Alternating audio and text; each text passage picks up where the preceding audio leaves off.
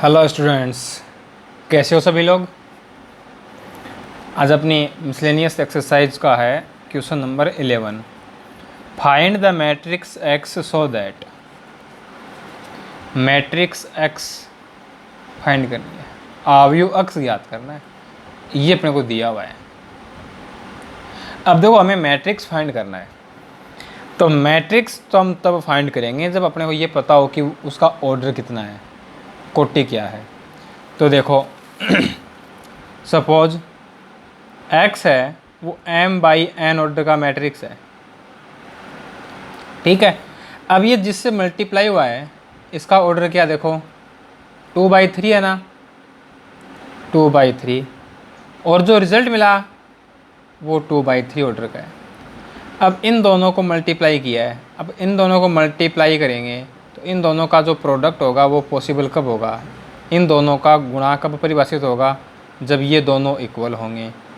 यानी n की जो वैल्यू है वो क्या आ गई 2, और जब इनको मल्टीप्लाई करेंगे तो जो अपने को रिजल्ट मिलेगा वो मैट्रिक्स किस ऑर्डर का होगा, m/3 ऑर्डर का होगा।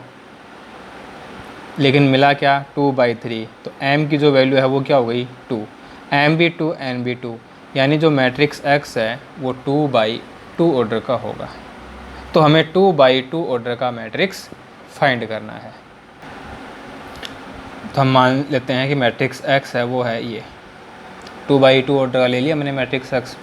अब यहाँ मैट्रिक्स x रख दो, A B C D,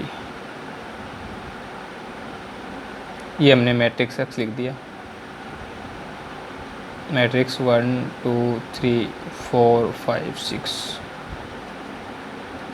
equal -7 2 -8 4 -9 6, ये आ गया। अब इन दोनों को मल्टीप्लाई करते हैं, तो रो कॉलम A मल्टीप्लाई होगा 1 से, A B मल्टीप्लाई होगा 4 से, 4B। First row second column A multiply होगा 2 से, B मल्टीप्लाई होगा 5 से। First row third column A multiply होगा 3 से, B मल्टीप्लाई होगा 6 से। Second row first column C multiply होगा 1 से, D मल्टीप्लाई होगा 4 से। Second row second column C multiply होगा 2 से, D मल्टीप्लाई होगा 5 से। Second row third column 3 multiply होगा C से, 6 मल्टीप्लाई होगा D से। ये मैट्रिक्स बन गया, इक्वल मैट्रिक्स है -7 2 -8 4 -9 6। अब ये दोनों मैट्रिक्स हैं वो इक्वल हैं, और दोनों मैट्रिक्स इक्वल हैं तो इनके जो कॉरस्पॉन्डिंग एलिमेंट होंगे वो इक्वल होंगे, संगत अवयव बराबर होंगे। A + 4B equal -7, 2A + 5D equal -8। अब देखो, हमें इन तीनों को लिखने की आवश्यकता नहीं है, हमें A और B की वैल्यू फाइंड करनी है, A और B का मान ज्ञात करना है। तो हमें कितनी इक्वेशन चाहिएगी, 2 इक्वेशन चाहिए, 2 मिल गई ना A और B में, तो इतना सफिशिएंट होगा। अब यहाँ से इनमें से कोई भी 2 ले लो, C + 4D equal to 2C + 5D equal 4, ये इक्वेशन 3 और ये इक्वेशन 4। अब इक्वेशन 1 और 2 को सॉल्व करेंगे। अब वो हमने एलिमिनेशन मेथड लगाया है कि क्रॉस मल्टीप्लिकेशन लगाया, कौन सा लगाया उसका यहाँ पे कोई इम्पोर्टेंस नहीं है। हमें तो इक्वेशन 1 और इक्वेशन 2 से ये बताना है कि A एंड B की वैल्यू क्या आई। तो समीकरण 1 और 2 को सरल कर लो, ठीक है। इसको 2 से मल्टीप्लाई कर दें, 8 3 14 6, तो A की जो वैल्यू है वो आ जाएगी 1। अब 1 कोई भी एक इक्वेशन में पुट कर दो, तो 1 पुट कर दिया, -8B इक्वल -2, तो B की जो वैल्यू है वो आ गई -2। इक्वेशन 3 एंड 4, इन दोनों को सोल्व कर लो, 3 और 4 को, तो यहाँ से C और D की वैल्यू मिल जाएगी। इसको 2 से मल्टीप्लाई कर दो, फिर सब्ट्रैक्ट कर दो।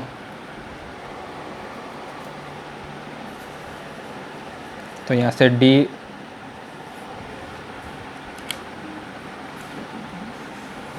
आ गया 0, 0 पुट कर देंगे तो सी आ जाएगा 2। तो ए बी सी डी चारों वैल्यू मिल गई। सो मैट्रिक्स एक्स इक्वल 1 -2 2 0, ये अपना मैट्रिक्स एक्स हो गया जो हमें फाइंड करना था। नाउ क्वेश्चन नंबर 12 है। अब देखो क्वेश्चन नंबर 12 है, a and b are square matrices, a तथा बी वर्ग आव्यूह हैं ऑफ द सेम ऑर्डर, समान कोटि के, such that A B equal B है। ये हमें दिया हुआ है इस क्वेश्चन में, ए बी इक्वल बी है। हमें ये प्रूव करना है a into B raise to power n equal b raise to power n into a, और हमें एक ये रिजल्ट प्रूव करना है। यानी एक ही क्वेश्चन में अपने को 2 क्वेश्चन दे दिए, ठीक है। एक तो हमें ये रिजल्ट प्रूव करना है, एक हमें ये रिजल्ट प्रूव करना है। इन दोनों को सिद्ध करना है। और क्या दिया हुआ है, A B equal B A for all N belongs to N, natural number के लिए, प्राकृत संख्या के लिए सिद्ध करना है। तो जब भी प्राकृत संख्या की बात आती है, नेचुरल नंबर की बात आती है, तो अपना मैथमेटिकल इंडक्शन वाला जो प्रिंसिपल है वो यूज करना है, गणितीय आगमन का सिद्धांत। जैसे यहाँ हमने पार्ट 1 ले लिया इसका, ठीक है। अब इसमें n इक्वल 1 पुट करेंगे, put n equal 1, n equal 1 put करेंगे a into B raise to power 1, तो b raise to power 1 equal b raise to power 1 into a, तो ये बन जाएगा A B equal B a. और ये बात हमें दी गई है और ये हमें मिल रही है। इसका मतलब है कि n इक्वल 1 के लिए जो स्टेटमेंट है वो ट्रू है, कथन सत्य है, तो P1 सत्य है। 1 के लिए ट्रू है तो k के लिए ट्रू मान लेंगे, माना पी के सत्य है, let p k is true. तो n इक्वल के पुट कर दो, तो a into B raise to power k equal b raise to power k into a. अब n इक्वल k प्लस 1 के लिए कथन सत्य सिद्ध करेंगे। कब? जबकि पी के सत्य है, यानी n इक्वल k के लिए कथन सत्य है। Now we have prove that Pn is true for n equal k plus 1 whenever p k is true. तो k प्लस 1 पुट कर दो, तो ये बन जाएगा a into B raise to power k plus 1 equal b raise to power k plus 1 into a. हमें ये prove करना है। LHS ले और उसे RHS के इक्वल प्रूव कर दें। LHS है a into B raise to power k plus 1, ठीक है।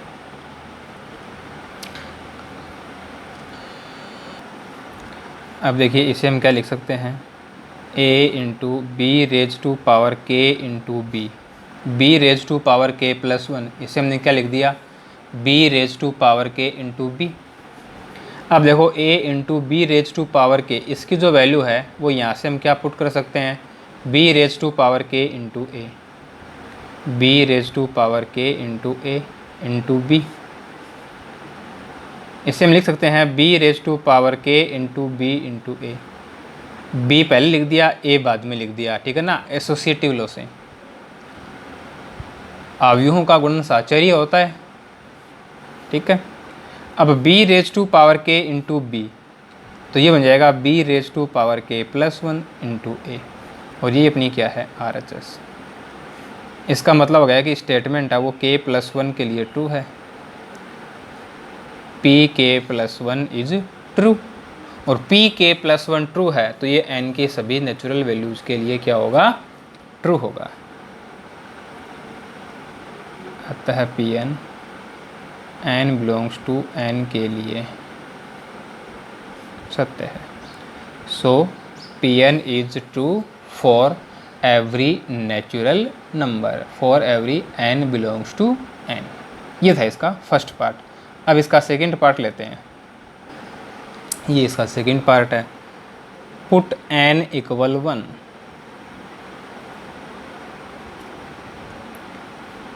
A B whole power 1 equal A power 1 B power 1। तो ये A B power 1 A B बन जाएगा, ये A B.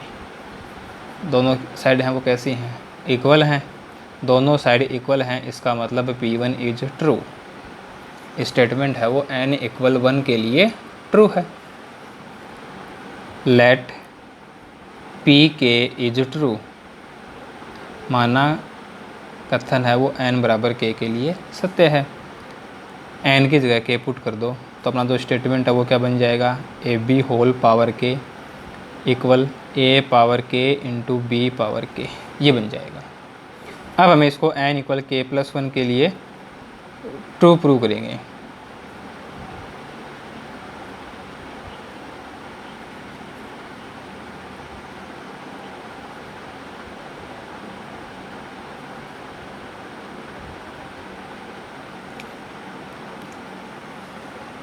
Now we have to show that pk plus 1 is true whenever pk is true। तो n equal k plus 1 put कर दो तो ये बन जाएगा ए B whole power k plus 1 equal A power k plus 1 into B power k plus 1। ये result हमें prove करना है। तो इसमें हम LHS लेकर चलते हैं। A B whole power k plus 1, इसे हम लिख सकते हैं A B raise to power k into A B, ऐसा लिख सकते हैं। A B raise to power k, इसकी जो वैल्यू है वो यहाँ से हम लिख सकते हैं a raise to power k into B raise to power k into A b. अब इसमें एसोसिएटिव लॉ अप्लाई कर दें, साहचर्य नियम लगा दें, तो इसे हम ऐसा लिख सकते हैं। अब ये ए है वो पहले आ जाएगा एसोसिएटिव लॉ से, बी रेज टू पावर के बी। अब ये बन जाएगा ए रेज टू पावर के प्लस 1, ये बन जाएगा बी रेज टू पावर के plus 1, which is our right hand side. इसका मतलब है स्टेटमेंट है वो n इक्वल के प्लस 1 के लिए ट्रू है, P K plus 1 is true. So P N is true for all n belongs to n।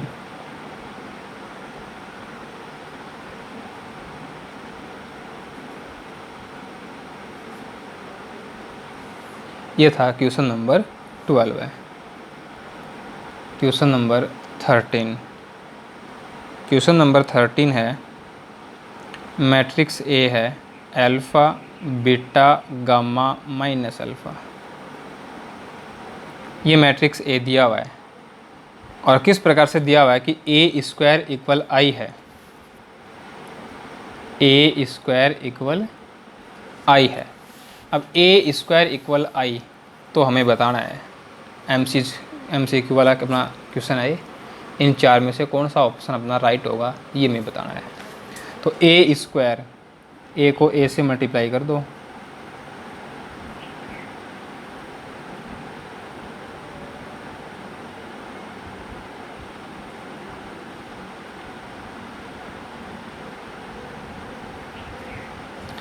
Row column, alpha alpha से multiply alpha square, beta gamma से मल्टीप्लाई तो plus beta gamma. First row second column, alpha beta से multiply और beta minus alpha से multiply. Second row first column, gamma alpha से multiply minus alpha gamma से multiply. Second row second column, gamma beta से multiply minus alpha से multiply.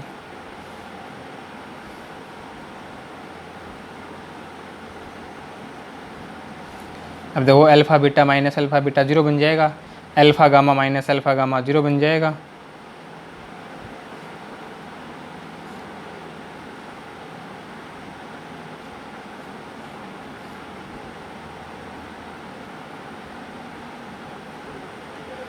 ये matrix आ गई।